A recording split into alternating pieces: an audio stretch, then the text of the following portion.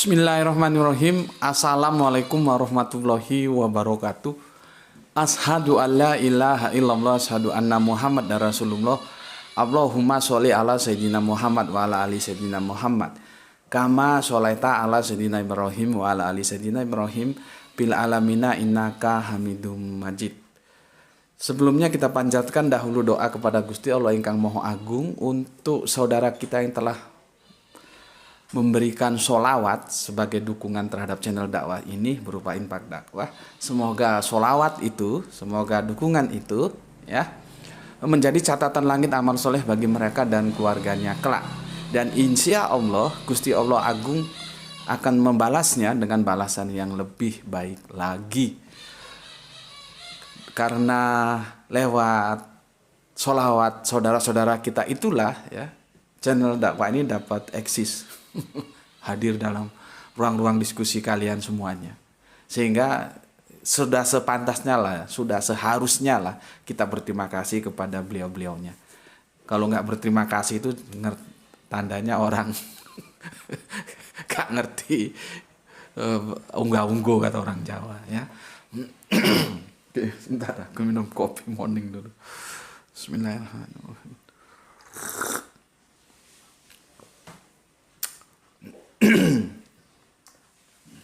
Ada tisu tuh?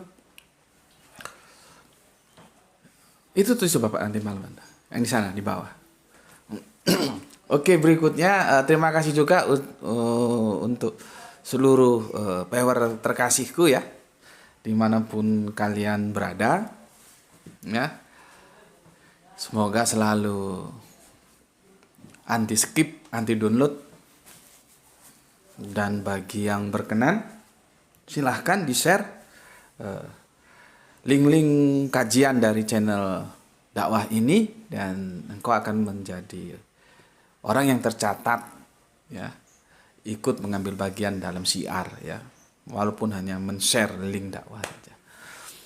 Berikutnya kalau aku baca itu terima kasih ya, matur nuwun. Doa-doa baik kalian semuanya itu aku terima kasih ya. Dan aku juga berdoa untuk kalian semua, semoga kebaikan doa-doa kalian juga tercurahkan untuk kalian semua bersama keluarga. Jadi kita saling mendoakan kebaikan ya. Di hari ini aku akan melanjutkan ya tentang kisah Adam, tentunya dalam format mampir ngombe ya. Artinya dia tidak menu utama, jadi kita suguhkan dalam menu yang ya bersahaja saja lah ya. Nanti kalau mau ditarik ke dalam kajian yang serius ya dia masuk dalam kelompok kajian utama di senja hari ya, yang biasanya tayang sekitar jam 17-an sampai Isya. Lihat kondisionalnya ada gangguan nggak? Biasanya ada gangguan bikin molor. Kemarin aku sudah jelaskan ya tentang waktu ya dalam menjawab komentar yang masuk dari saudara Kristen kita, juga tentang telanjang ya sudah aku jelaskan sedemikian rupa.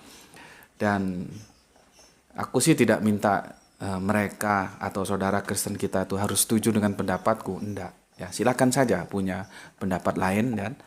Dan kita harus maklumi saudara kita ini kan sudah masuk dalam lingkaran dogma. Jadi kalau mau keluar dari dogma itu ya, dogma soteriologi salib yang itu berpijak pada penyaliban, itu bukan sesuatu yang mudah gitu loh. Banyak hal-hal yang harus diperhitungkan ya. Kecuali mereka berani berpikir secara rasional, itu tidak perlu waktu lama. Jadi perasaan tidak usah dibawa, langsung aja berpikir rasional.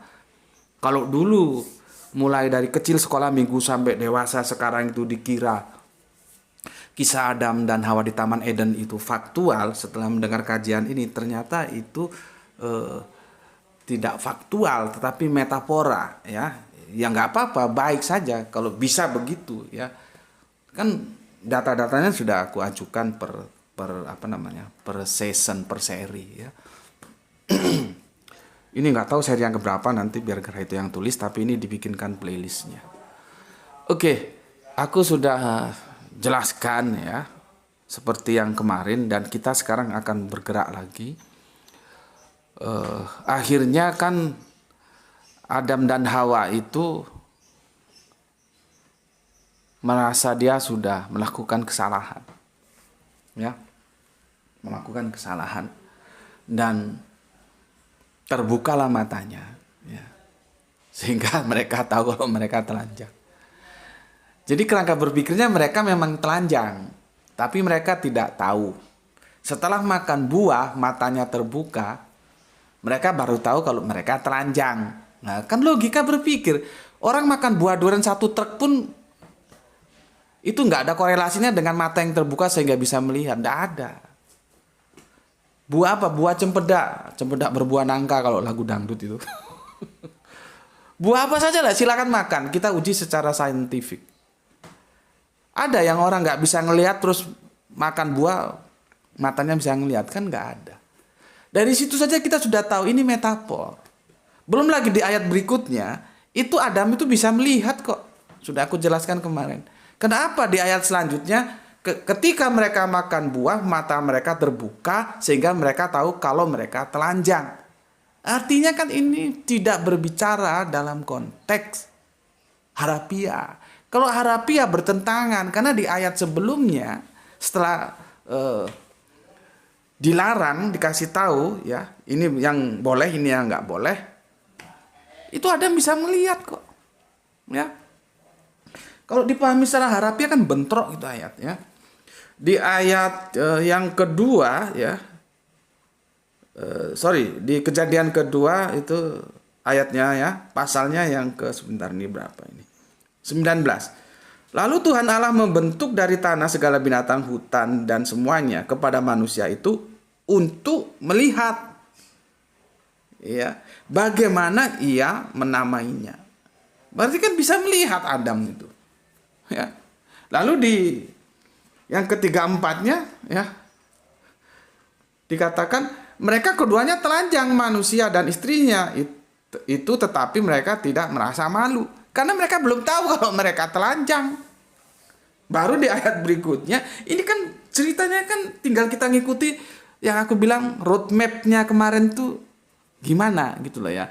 Baru dilanjutkan di surat Kejadian 3 ayat yang ke-7, setelah makan buah itu, maka terbukalah mata mereka berdua dan mereka tahu bahwa mereka telanjang. Itu loh. Sekarang cobalah dicari buah apa kamu makan, nggak usah 1 truk lah. 10 kilo aja, terus ada yang matanya nggak terbuka terus bisa terbuka. Nggak bisa, Mas. Nggak bisa, Mbak. Nggak bisa, Pak. Nggak bisa, Bu. Nggak bisa kepada semua kalian aku sampaikan ya. Apapun kalau kita jujur terhadap teks ini, maka ini adalah metafora. Ya. Sekarang tinggal terserah kalian akan berpegang terhadap dogma, karena memang konsekuensi logisnya ini berbahaya yang nanti di ujung seri ini akan aku jelaskan. Ya. Cuma kan aku akan memberikan solusi. Bagaimana kalau kami Kristen, tapi kami sudah tidak percaya lagi terhadap soteriologi salib yang dibangun Paulus, dogma keselamatan. Nanti aku kasih solusi. Gitu loh. Gak usah khawatir. Aku kan bilang, jangan asal mengkritisi. Mengkritisi itu akan berbobot kalau dia menyertakan solusi. Dan aku bertanggung jawab atas itu.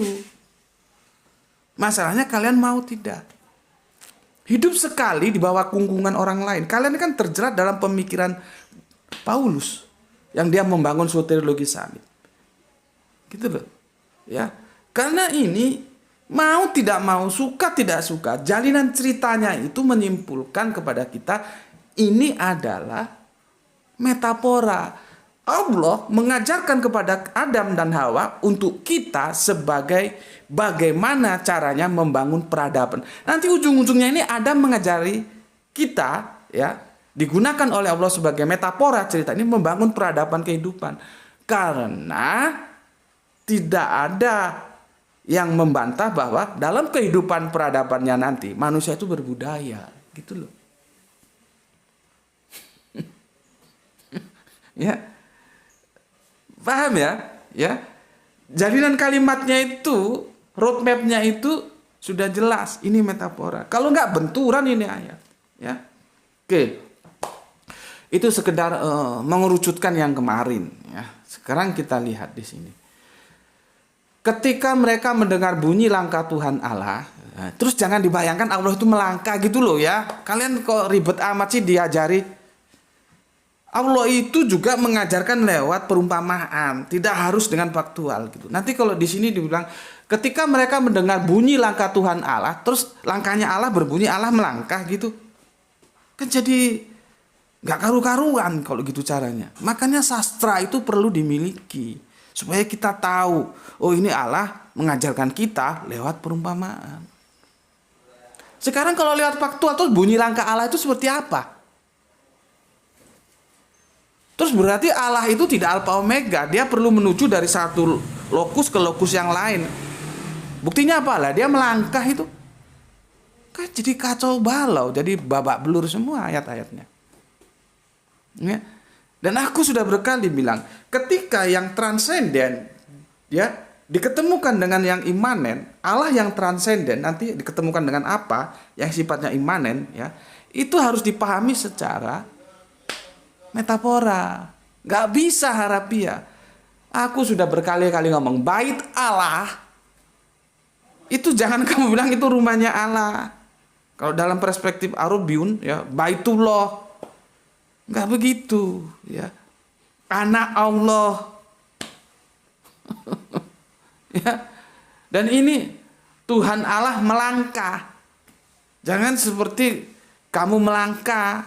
Ya, jadi kacau gitu ya. Oke. Semoga ini bisa menjadi trigger untuk kamu harus berani. Kamu harus berani keluar dari kungkungan dogma itu. Kalau enggak ya sampai mati kamu terkooptasi.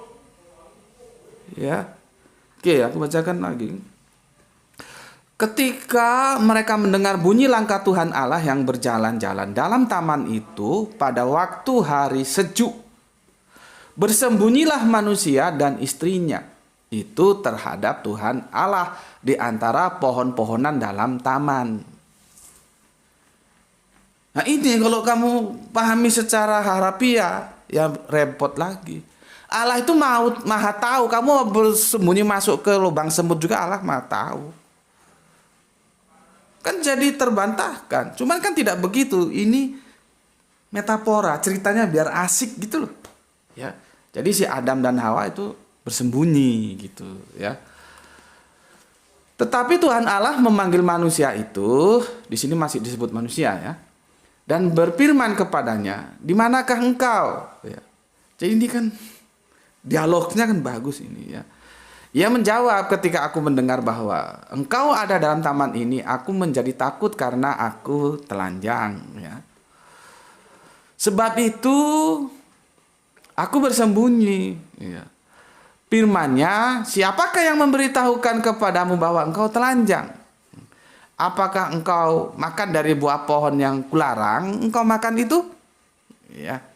Manusia itu menjawab, perempuan yang kau tempatkan di sisiku, dialah yang memberi dari buah pohon itu kepada daku, maka kumakan.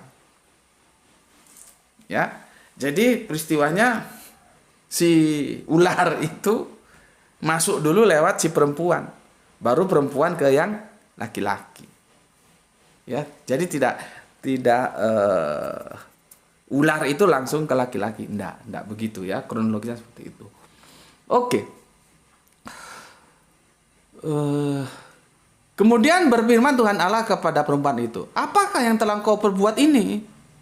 Jawab perempuan itu, ular itu yang memberdayakan aku, maka aku makan.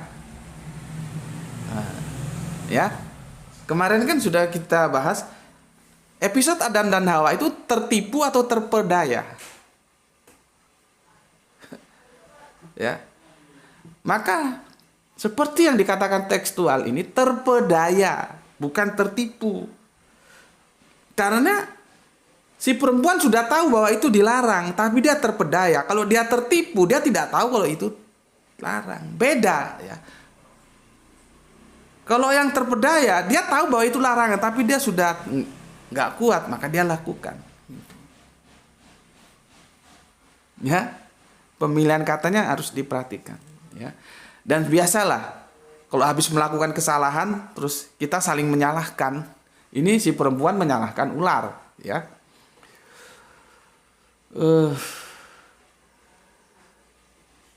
Oke ya, jawab perempuan itu, ular itu yang memperdayakan aku, maka aku makan. Lalu berfirmanlah Tuhan Allah kepada ular itu, karena engkau berbuat demikian, terkutuklah engkau di antara segala ternak dan di antara segala binatang hutan. Dengan perutmu lah engkau akan menjalar, dan debu tanahlah akan kau makan seumur hidupmu. Masalah ular makan debu tanah nanti kita diskusikan di video selanjutnya ya. Yang jelas ya, ular telah diberi hukuman, dikutuk ya. Ular. Berikutnya yang ke-15 ya, masih di pasal 3. Aku akan mengadakan permusuhan antara engkau dan perempuan ini, antara keturunanmu dan keturunannya. Keturunannya akan meremukkan kepalamu dan engkau akan meremukkan tumitnya. Oke ya. Apakah ular itu ular faktual? Ayo coba dijawab. Ini yang sudah sekolah tinggi teologis kelas-kelas S1, S2, S3, S4, S5, S10. Yang sudah profesor. Apakah ular itu faktual? Tidak. Itu simbolik dari iblis. Nanti kalau di Al-Quran dibedakan. Ketika iblis kapan, ketika setan kapan. Itu videonya sudah ada. Silakan ditonton. Ya. Dari situ juga, ini teramat sangat mudah untuk kita ketahui. Cerita ini tidak faktual. Ular itu tidak faktual, dia simbolik dari kejahatan, gitu loh. Kok sulit sekali memahami? Makanya selama dogma itu tidak kamu singkirkan, kamu tidak akan bisa menerima kebenaran. Karena aku sudah bilang kemarin, kalau jatuhnya ujuk-ujuk iman, maka apapun yang diimani itu menjadi benar menurut dia, padahal salah. Jangan ujuk-ujuk iman, tapi pengetahuan dulu. Baru di atas pengetahuan itulah kita bangun keimanan, gitu loh. Al-Quran kan bilang, apakah kamu tidak berpikir? Itu artinya Al-Quran ngajak, lu mikir dong. Kan sudah gue kasih otak, gue kasih penglihatan, gue kasih pendengaran, gue kasih guru, gue kasih kitab. Masa lu kagak mikir? Gampangnya kan begitu. Jadi Al-Quran itu mengajak kita berpikir, memberdayakan rasionalitas yang dikasih. Orang sudah jelas ularnya itu bukan ular faktual. Ya, itu simbolik dari kejahatan gitu loh ya, dan dia sudah dihukum. Oke. Berikutnya kita lihat yang perempuan ya. Firman-Nya kepada perempuan itu, susah payahmu waktu mengandung akan kubuat sangat banyak. Dengan kesakitan kau akan melahirkan anakmu. Namun engkau akan birahi kepada suamimu dan dia akan berkuasa atasmu. Ya. Sudah dihukum kan yang perempuan? Sudah. Sekarang yang laki. Kita lihat di ayat berikutnya 17. Lalu firman-Nya kepada manusia itu, masih manusia ini belum disebut Adam. Karena engkau mendengarkan perkataan istrimu dan memakan dari buah pohon yang telah kuperintahkan kepadamu, jangan makan daripadanya, maka terkutuklah tanah karena engkau dengan bersusah payah engkau akan mencari rezekimu dari tanah seumur hidupmu. Yang kita bisa ketahui dari ini, semua telah menerima hukuman. Ya, ular sudah dihukum, perempuan sudah dihukum, ya, terus manusia juga sudah dihukum. Bismillahirrahmanirrahim. Ya, aku ulangi. Sudah berapa lama ini, Le? 19. Masih 19 menit. Oke, masih panjang. Ya, aku coba susunkan kerangka berpikirnya untuk kalian. Hukuman telah dijatuhkan oleh Allah kepada ketiga personal ini. Kepada ular sudah, kepada perempuan sudah, kepada manusia itu sudah. Ya, ini dulu. Ini yang ngomong Alkitab loh, ya, bukan gue bikin asumsi, ya. Artinya sudah tidak ada masalah lagi. Karena sudah dihukum, sudah menerima hukumannya, sudah dibayar tuntas. Kesalahan yang dilakukan itu sudah mereka bayar tuntas lewat penerimaan hukuman itu. Gitu loh. Ya. Berikutnya, coba kalian kalau punya teman pengacara gitulah ya. Atau siapalah yang kamu anggap bisa diajak diskusi tentang hukum-hukum positif. Hukum positif itu hukum yang berlaku ya. Boleh nggak sebuah kejahatan itu ya yang sama hukumnya itu berlaku untuk menghukum berkali-kali, lebih dari satu kali? Bisa nggak? Bisa nggak ya terhukum menjadi berkali-kali atas satu kejahatan yang sama? Bisa nggak? Coba kamu tanya. Ini aku ngajak kamu berpikir positif loh ya.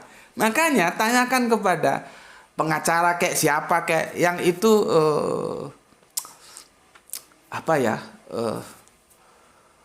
dia punya keahlian dalam hukum-hukum yang sedang biasa kita geluti sehari-hari. Hukum positif itu. Bisa nggak? Pasti kamu mendapatkan tidak bisa. Sebuah kejahatan kalau hukumnya sudah diberikan dan dijalani oleh yang terhukum, itu sudah nggak bisa kejahatan itu untuk menghukum orang lain. Itu akal waras itu gitu ngomongnya, gitu loh. Itu yang pertama. Ya. Yang kedua, orang lain itu tidak bisa dihukum atas kejahatan yang tidak dia lakukan. Gitu loh. Ular, kenapa dihukum? Ya dia bersalah. Perempuan, kenapa dihukum? Karena dia bersalah. Manusia, kenapa dihukum? Karena dia bersalah. Jadi tidak ada kesalahan itu yang bisa dilimpahkan kepada orang yang tidak melakukan kesalahan lalu dia dihukum. Itulah kesalahan yang paling faktual tentang dosa waris. Orang dihukum atas kesalahan yang tidak pernah dia lakukan sama sekali. Itu logik itu tidak bisa menerima. Kecuali dogma. Tanya kepada mereka, pakar-pakar hukum positif. Tanyalah, dosen-dosen fakultas hukum, bisa nggak? Bapaknya yang bajingan, yang maling, korupsi, terus anaknya yang dihukum, bisa nggak?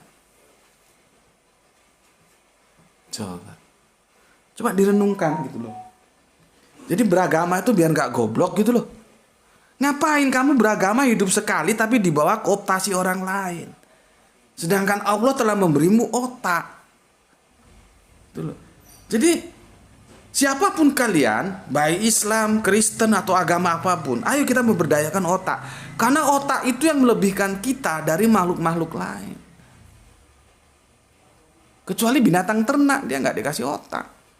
Gitu loh. Lah kita manusia. Kita hidup sekali kok, keberagaman kita mau kita gadaikan kepada orang lain, ya nanti dulu. Ya. Kita lihat di sini. Ini argumentasi dalilnya sangat rasional banget, ya. Pertama, Yeremia 31:29. Pada waktu itu orang tidak akan berkata lagi, ayah, ayah makan buah mentah dan gigi anaknya yang ngilu. Ini perumpamaan, hati-hati. Nanti kamu lihat, dulu itu orang Israel makan buah mentah. Enggak begitu cara memahaminya, ya. Oke, berikutnya di Yehezkiel. Tadi kan Yeremia 31 ayat yang 29. Ini sekarang Yehezkiel 18 ya. Ayatnya yang pasal 18 ayat yang kedua ya. Yehezkiel. Ada apa dengan kamu sehingga kamu mengucapkan kata sindiran? Nah, lihat itu. Kata sindiran. Kalau bahasa Jawanya itu apa ya? Ada istilah dalam sastra Jawa itu. Pitutur luhur. Pitutur luhur. Pitutur luhur. Tapi lewat sindiran-sindiran. Ya. Dan ini sindiran. Ya. Ada apa dengan kamu sehingga kamu mengucapkan kata sindiran di tanah Israel? Ya. Ayah-ayah makan buah mentah dan gigi anak-anaknya menjadi ngilu. Itu nggak mungkin. Makanya orang Israel itu kan ini kitabnya orang Israel nih, ke perjanjian lama ini. Kalau memang konsep dosa waris yang dibangun oleh Paulus itu ada, soteriologis itu ada, tentunya orang Israel sebagai Yahudi menerima konsep itu, tetapi faktanya mereka tidak menerima. Kitabnya itu kitab mereka kok. Di sini kan kita sudah lihat kejanggalannya. Kenapa justru di tangan Paulus lah dalam kekristenan yang dia bangun ada dosa waris. Lah kalau memang ada, kan orang Yahudi perdana dulu sudah menjelaskan tentang dosa waris. Gitu. Nah, untuk teman-teman yang gregetan sama Paulus, silahkan kritik itu Paulus di konsep dosa waris. Jangan di dalam konsep tauhid. Karena Paulus ya itu jelas dia masih megang syahadat sema. Supaya kamu, otakmu itu di luar, di atas kebiasaan. Lebih canggih gitu loh. Jangan karena modal ketidaktahuanmu kamu geret Paulus dalam kesirikan. Udah. Ya. Dalam konsep teologis Paulus itu masih tauhid. Ini juga yang mengikuti paham Tritunggal biar dengar. Jangan lu kira Paulus itu pahamnya Tritunggal. Di Korintus itu dilihat ya. Mereka memang banyak Allah. Bagi kita hanya satu Allah saja, yaitu Bapa, dan satu Tuhan saja, yaitu Yesus Kristus. Itu logis banget. Nanti kalau itu kita bawa ke zaman Musa, ya begitu. Hanya satu Allah saja, yaitu Bapa, dan hanya satu Tuhan saja, yaitu Musa atau Moses. Dibawa ke Kanjeng Nabi Muhammad ya bisa juga. Bagi mereka memang banyak Allah, bagi kita hanya satu Allah saja, yaitu Bapa, dan satu Tuhan saja, yaitu Kanjeng Nabi Muhammad. Masalahnya kan teman-teman tidak familiar terhadap kata Tuhan, Tuhan, Allah, Bapa gitu. Tapi substansinya kalau kita paham bahasa, ya memang harus begitu. Gitu loh. Jadi satu Allah saja. Oke. Aku jelaskan, kita menukik di Yeremia 31:30 ya. Melainkan setiap orang akan mati karena kesalahannya sendiri. Itu otak menerima tuh. Hukum positif juga membenarkan. Seseorang akan mati atas kesalahannya sendiri. Ini juga hati-hati. Mati apanya? Kembalikan ke kitab Kejadian 2 itu. Bahwa pada hari engkau makan buahnya, maka engkau akan mati. Iya, apanya yang mati? Ya. Oke, aku lanjutkan sedikit ya. Setiap manusia yang makan buah mentah, giginya sendiri yang menjadi ngilu. Ini sesuai banget. Siapa yang makan buah mentah, ya giginya sendiri yang ngilu, karena dia yang makan. Gak mungkin ya Gus Beti makan mangga muda terus giginya gerah itu yang ngilu, itu ndak mungkin. Ndak mungkin. Gak mungkin bapak yang makan buah mentah terus gigi anaknya yang ngilu, ndak mungkin. Ndak mungkin bapak yang bajingan, yang korupsi ya, anggaran desa dikorupsi ya, anggaran untuk orang-orang miskin dikorupsi ya, kebetulan bapaknya kerja di dinas sosial 10 miliar dikorupsi, terus yang dihukum anaknya oleh KPK. Nggak mungkin gitu loh. Masa kurang jelas sih aku ngajak kalian, otak itu mau dipakai gitu loh. Ajak dia berpikir supaya waras kamu. Nggak mungkin lah. Ya. Itu tadi dalil alkitabiahnya ya, sudah jelas. Aku ulangi, Yeremia 31:29, Yehezkiel 18:2, Yeremia 31:30. Melainkan setiap orang akan mati karena kesalahannya sendiri. Setiap manusia yang makan buah mentah, giginya sendiri menjadi ngilu. Oke, sudah clear ya? Nah, sekarang kembali tadi ya. Bisa nggak sebuah hukuman itu terkena 2 kali atas satu kejahatan yang sama? Maka kalau kamu tanya kepada pakar-pakar hukum, ya, yang kredibel, ya, dia mengatakan tidak bisa. Kalau hukuman sudah diberikan atas kejahatan itu, ya sudah dianggap selesai. Lah hukuman atas kejahatan makan buah terlarang itu sudah dibayar lunas, sudah ditunaikan. Ketiganya sudah dihukum. Terus di mana lagi masalahnya? Ada dosa waris, di situ ada tertulis dosanya akan menjalar kemana-mana. Itu kan berikut katanya Paulus bahwa dosa Adam dan Hawa menjalar kemana-mana. Di kitabnya orang Yahudi nggak ada gitu.